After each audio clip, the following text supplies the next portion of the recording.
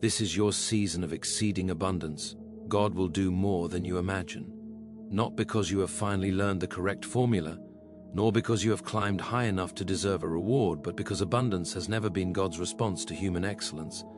It has always been His answer to human need.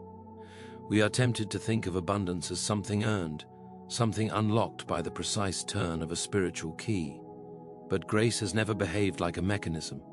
It arrives more like a guest who knows the house better than we do, who enters quietly and rearranges the furniture while we are still wondering whether we were ready to receive Him at all. Most of us imagine abundance as a louder version of what we already have. If life has been quiet, we expect God to shout. If life has been scarce, we expect Him merely to add a little more. But the God who formed the universe out of nothing has never been limited to additions. He does not improve things in small increments, He transforms them. He does not pour from a thimble when the ocean stands ready at His command. When He gives in a way that surprises even the one who asked, and often in a way that humbles the one who thought they understood what blessing would look like. We have grown cautious, perhaps even suspicious, because we have prayed before and waited long. We have knocked and heard only the echo of our own knuckles against the door. We have asked and received silence, or so it seemed. And in that waiting, something subtle happened. We lowered our expectations. We learned how to hope carefully. We trained ourselves to want less, not because we believed God had less to give, but because disappointment had taught us to protect ourselves. Yet God has never been offended by our small hopes. He is only saddened when we mistake our fear for wisdom. Abundance, in God's economy, often begins at the precise moment we are convinced it cannot. When the mind has exhausted its plans, when the heart has bruised itself against reality, when the soul has finally stopped negotiating terms, that is often when grace finds room to enter.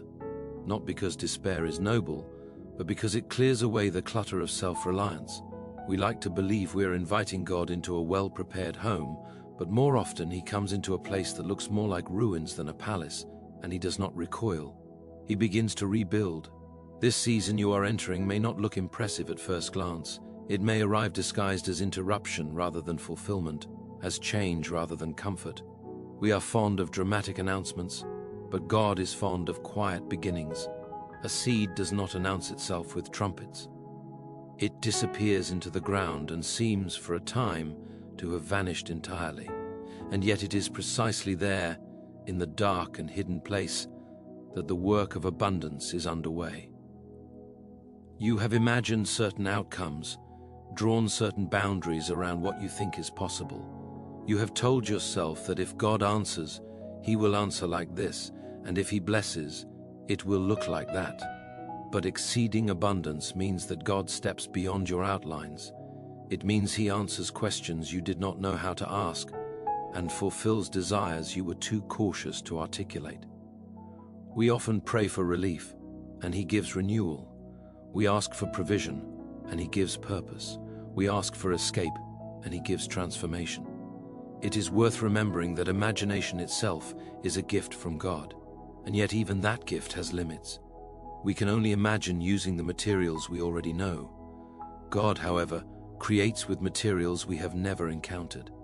His answers are not merely bigger versions of our expectations, they are often different in kind. That is why exceeding abundance can feel unsettling at first. It disrupts our sense of control. It challenges our carefully balanced understanding of how life works. It asks us to trust not just God's power, but His wisdom. You may be tempted to say, "I am not ready for abundance. I am still too broken, too inconsistent, too unsure." But abundance has never required readiness in the way we define it. If readiness meant perfection, no one would ever receive anything from God.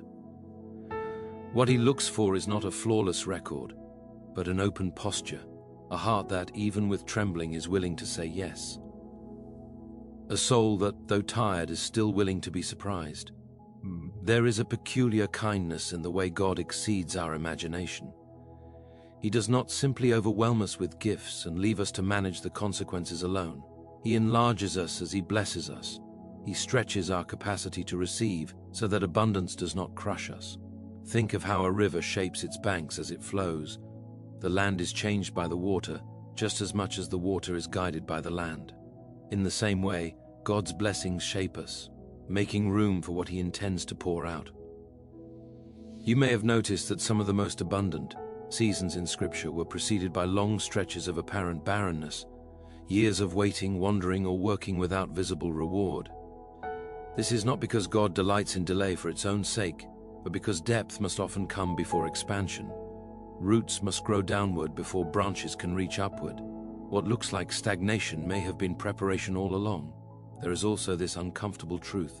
Abundance often exposes what scarcity concealed. When resources are few, we blame circumstances for our fear, our jealousy, our impatience. When abundance arrives, we can no longer hide so easily.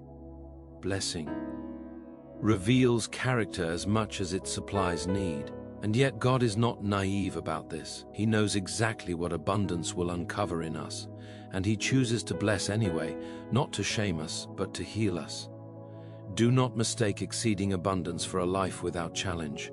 God's generosity does not eliminate growth, it intensifies it. New responsibilities emerge, new choices present themselves, new forms of faith are required. But this is not a burden meant to exhaust you.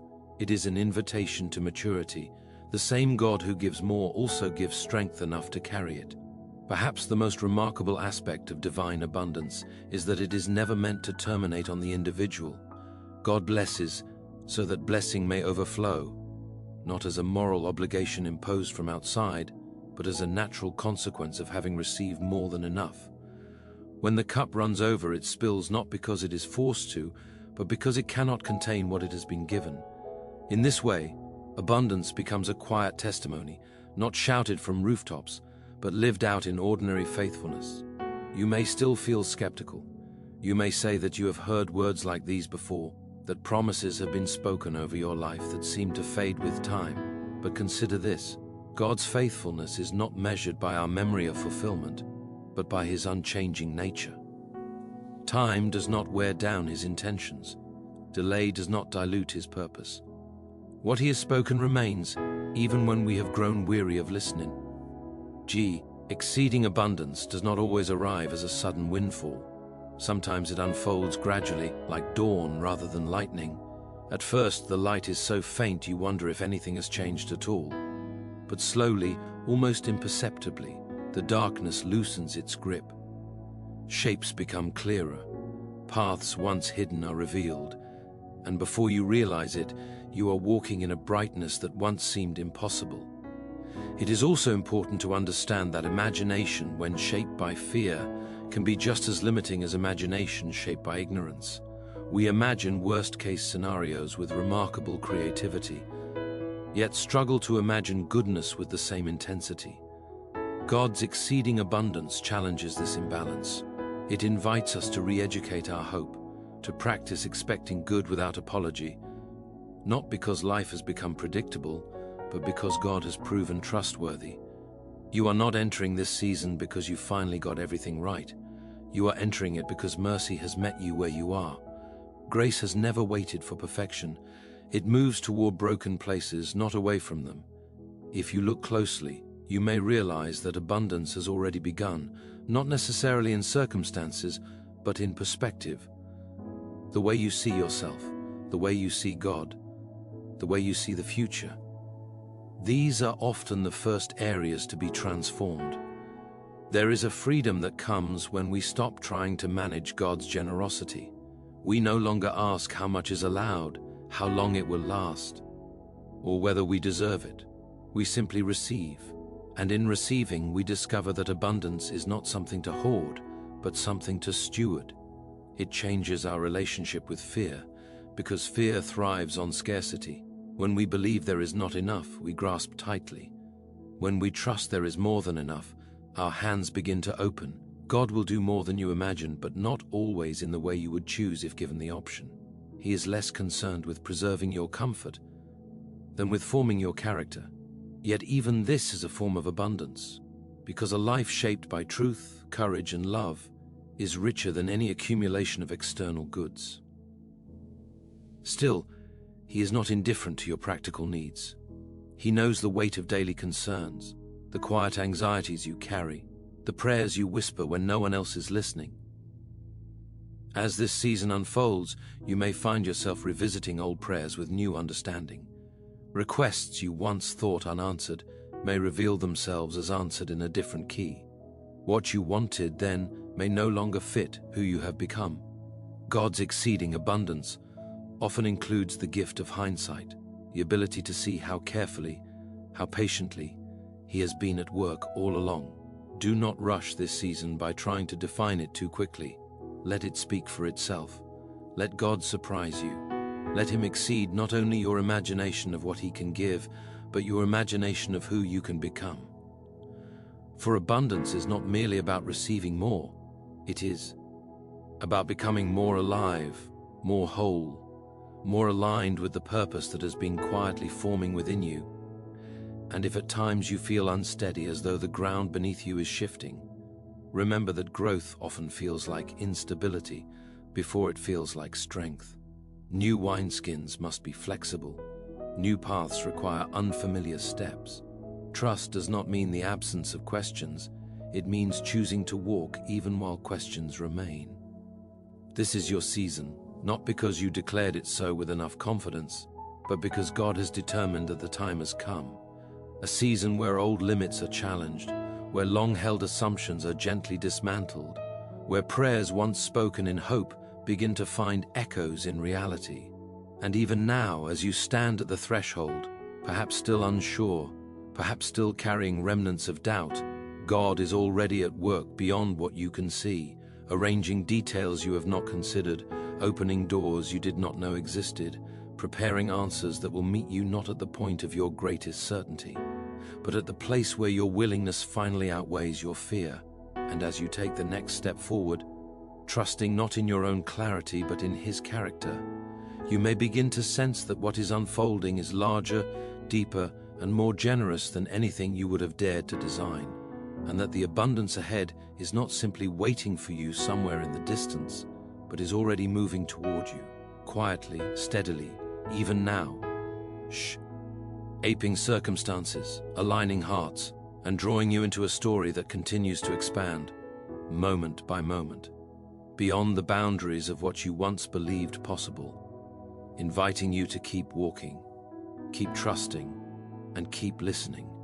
Because what God is doing next will require not only your faith but your attention, as the rhythm of grace continues to build and the unfolding work begins to reveal itself in ways that will ask you to let go of the old measures you used to define blessing, and instead learn to recognize abundance in its truest form, as a life increasingly filled with meaning, provision, and purpose, where even the smallest moments begin to carry a weight of significance, and where you start to realize that the imagination you once relied upon was only the beginning of what God intended to show you, and that as this season progresses, you will be invited again and again to expand your expectations, adjust your vision, and remain open to the surprising, generous, and often unexpected ways in which His goodness continues to unfold, because exceeding abundance does not arrive all at once, but keeps revealing itself as you move forward, step by step, discovering that what lies ahead is still forming,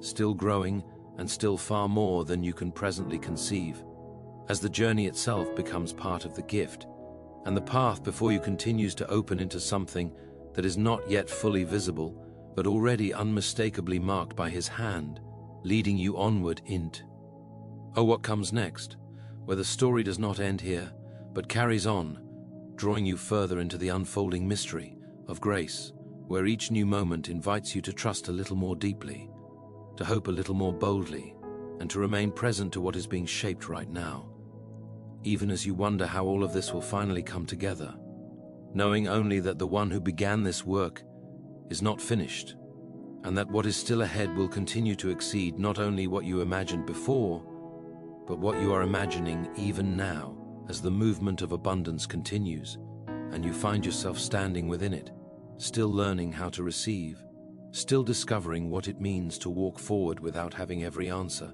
and still sensing that the next unfolding will ask something new of you, something that will stretch you again, not to diminish you, but to make room for what is still to come, as God's purpose keeps advancing, quietly and powerfully, into the spaces you have not yet explored, and you remain in motion, attentive, willing and open, knowing that the story is still being written, and that the next chapter is already beginning to take shape, even as you continue onward, trusting that what unfolds next will require you to remain receptive, because the abundance you are stepping into is not static, but living, moving, and continually revealing itself as you go, and as you pause here for a moment, aware that something more is still unfolding, something just beyond the edge of your current understanding, inviting you to keep walking forward into the unfolding grace that has not yet reached its full expression, and that even now is continuing to grow, to expand, and to draw you further along the path that is still opening before you, as the rhythm carries on and the story continues to deepen, inviting you to remain present, receptive, and ready for what comes next. Because the movement of this season has not yet reached its fullest expression, and the abundance that is unfolding is still in motion, shaping what lies just ahead, where the next step will matter, and where what you encounter next will continue to unfold in ways that you are only just beginning to perceive, as the journey presses forward into the unfolding purpose that has not yet finished revealing itself, and you remain here, standing at this point, aware that there is more still coming, more still forming, and more still waiting to be discovered as the path continues onward, carrying you forward into the unfolding grace that has not yet said its final word.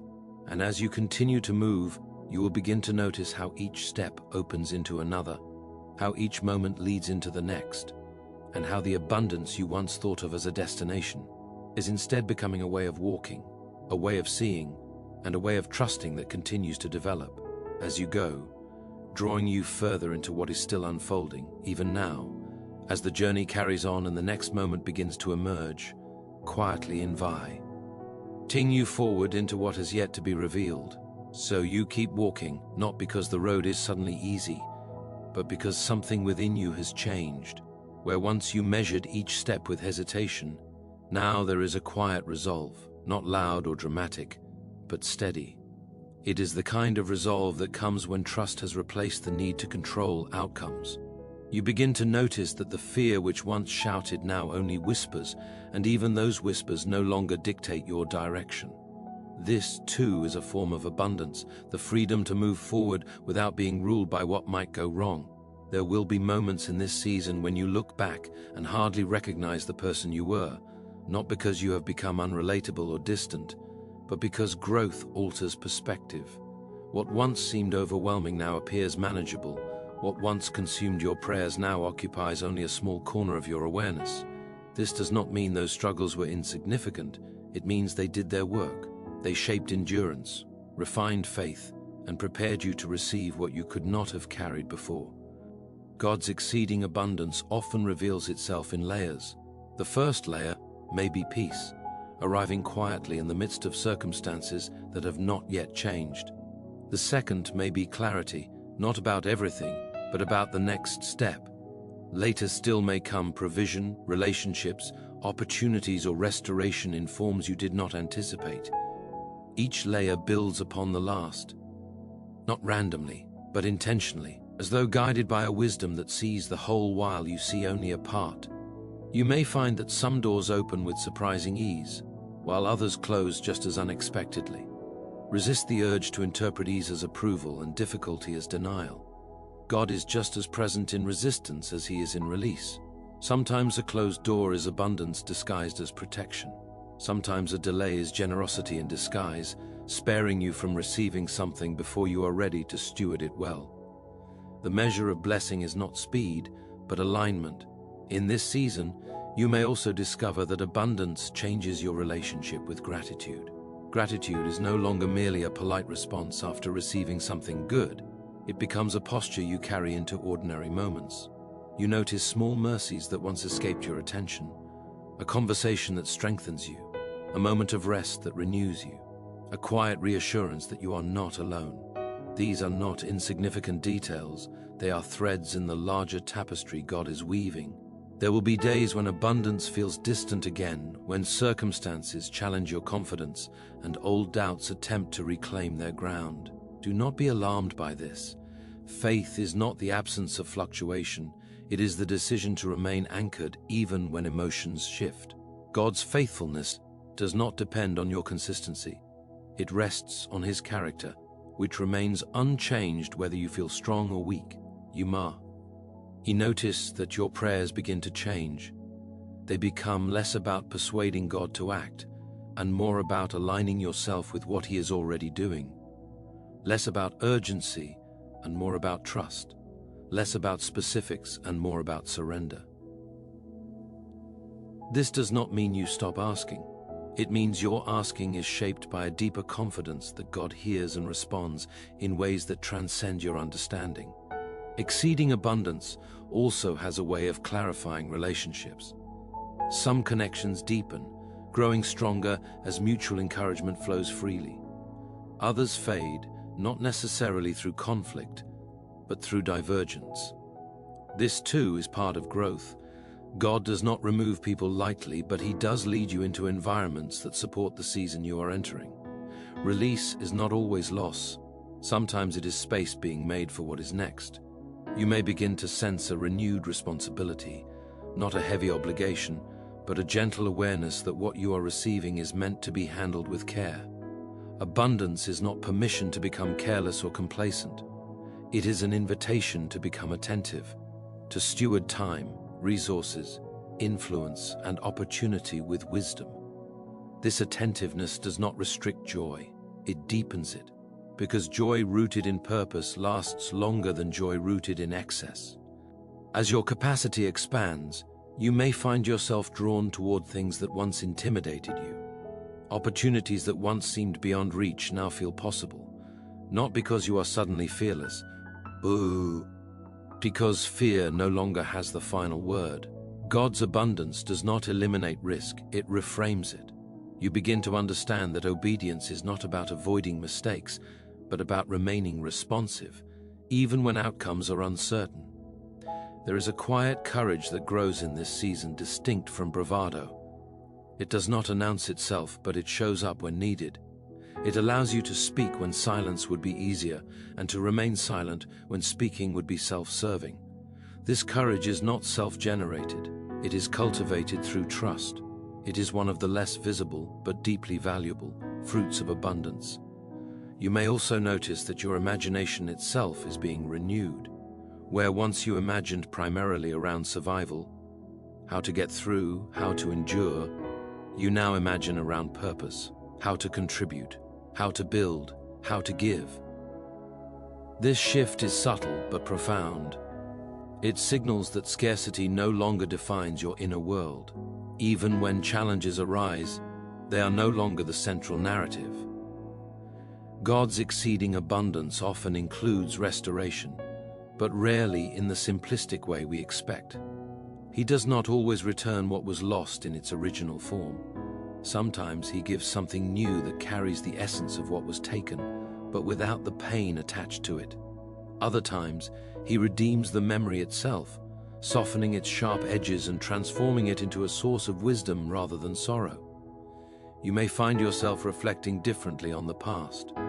Regrets lose some of their weight. Mistakes become teachers rather than accusers. This does not erase accountability, but it reframes it.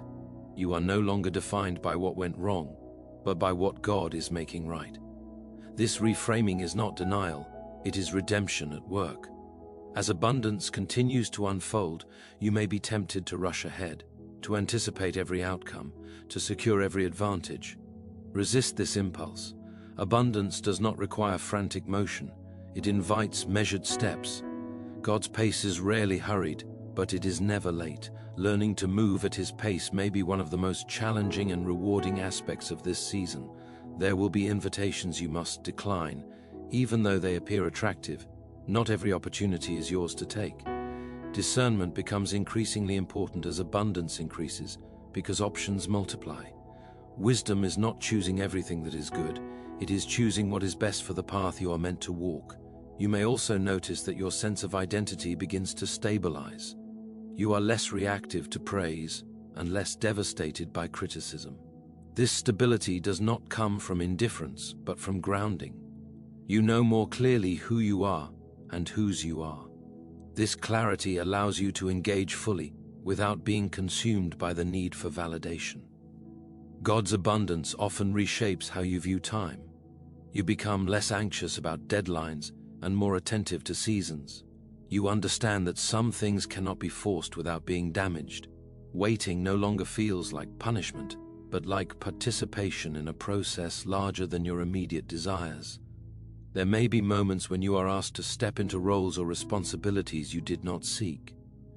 These moments can feel daunting, but they are often confirmations of growth rather than tests of worthiness. God rarely calls us because we feel ready. He calls us because He knows what He is forming within us. In this season, prayer may become less about words and more about awareness, a continual conversation rather than a scheduled activity.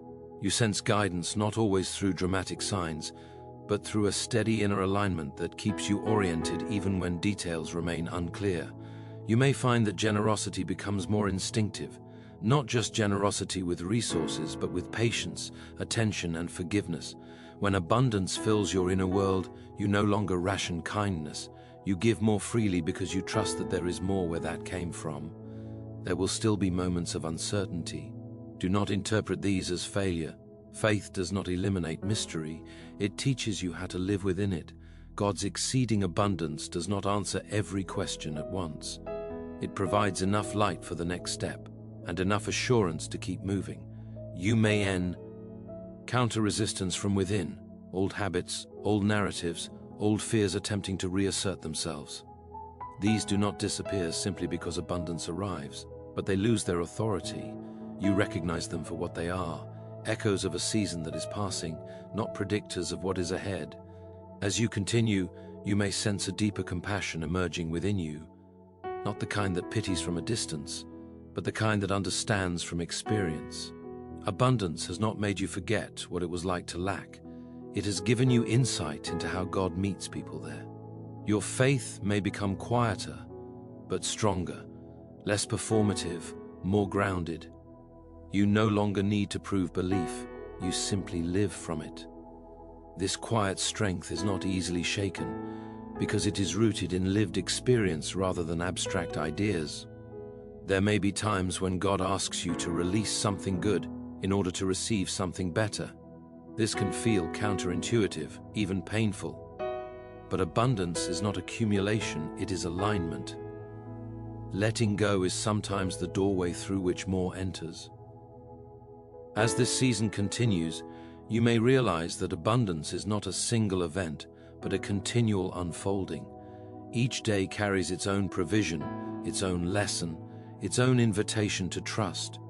You stop waiting for the real blessing to arrive and begin to recognize that it is already present, expressing itself in countless forms.